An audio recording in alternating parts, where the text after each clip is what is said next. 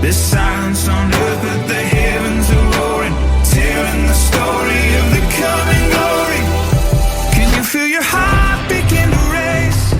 Can you see the tide begin to change? Hello and welcome back once again to Church Online. You join us again online and not yet in person, as the old Sunday services are now being called. Yes, we're still doing this and we're not doing that. And I know I told you we are extremely close and we're getting closer still. And yes, you're not the only one who's feeling just a little bit frustrated. However, we are in a great place. We're seeing progress on a daily basis, not only on this church building, but way past into the daily life of our church. The new connections, the groups, the Sunday services that we're planning. We're seeing Jesus opening up so many new doors to us, to places and ministries we hadn't even thought of. God is still good. God is in control, and in God we trust. Now, I've recently been waking up not knowing what way the day will go. Now, I know what work I've set out for that day. However, now I just declare, this is the day the Lord has made, and I will rejoice and be glad regardless of whatever happens. Even as I record this now, on Friday morning, we have contractors in downstairs working on one of our big screens as part of the production installation. I will also rejoice and be glad when I don't have to do this anymore. But enough about me. What about you? How are you doing? How's your life been recently? Are you happy?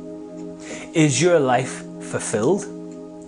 I'm not sure if you have or you had young kids. Maybe you do, maybe you don't. Let's say you do. And the reason I'm asking is, as young kids see more than you think, especially when they live with you. So let me ask you this all hypothetically. When your children are asked to describe you, what do you think they're going to say? Dad is happy. Mum, she's always glowing. Or would they say with a frown, Dad's always in a bad mood. Mum hasn't smiled in a long time. So, how happy are you today? What do you enjoy in life? Now, we know that God has a purpose and plan for all our lives, and many of us, however, are battling to find out what that is. So let me give you a simple answer. It has to do with eternity. Now, many of the things we are doing right now, they're temporary. Here today, gone tomorrow.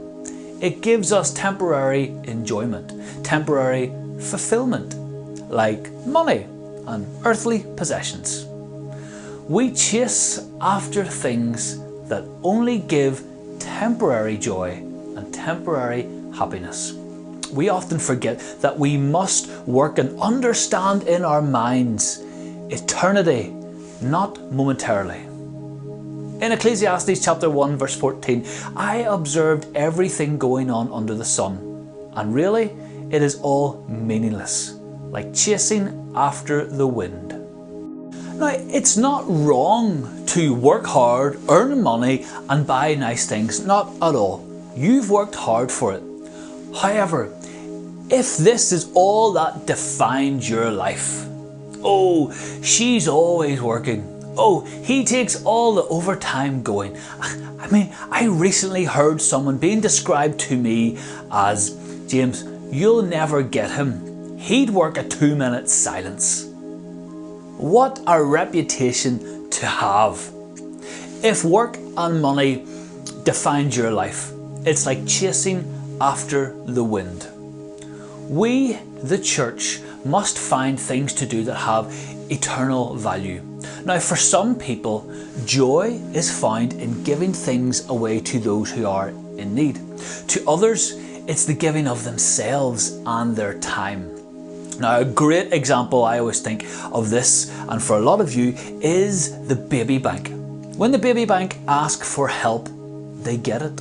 Not because they're privileged, but because you and the good people of Carrickfergus care for others by answering the call when a request goes out for things or time needed. Now, we read in James chapter 1 verse 25, my memory serves me correct, that we also will be blessed when we study the law and live according to it. When we live our lives according to God's perfect law, we'll automatically be caring for others. Our focus will shift from ourselves to other people. Our joy is then found in their happiness. If what I'm saying touches a nerve with you, or touches on something you'd agree with or struggle with, then I'd encourage you not only to ask Jesus in prayer to reveal things to you of eternal value, but as the scriptures say, study the law and live according to it. You never know, those hypothetical kids of yours might just have a different answer when asked to describe you. Be blessed. Be happy. Put Jesus first in everything, and I mean everything. As this video comes out today is a day of remembrance. We remember those that have defended our freedoms and protected our way of life.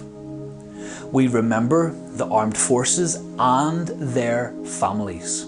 We remember the vital role played by our emergency services, and we remember those that have lost their lives as a result of conflict or terrorism. Today is still the day the Lord has made, especially for you.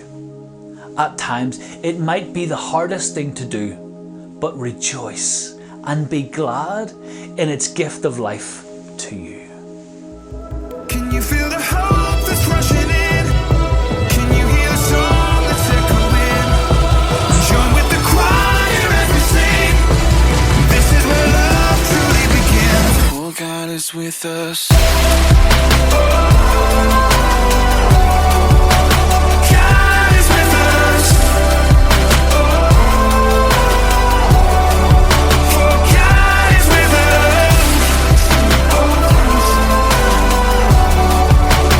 God is with us.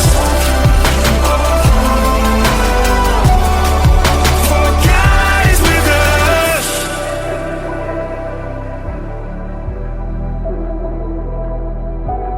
Oh, can you see? Oh, can you see? God is with us.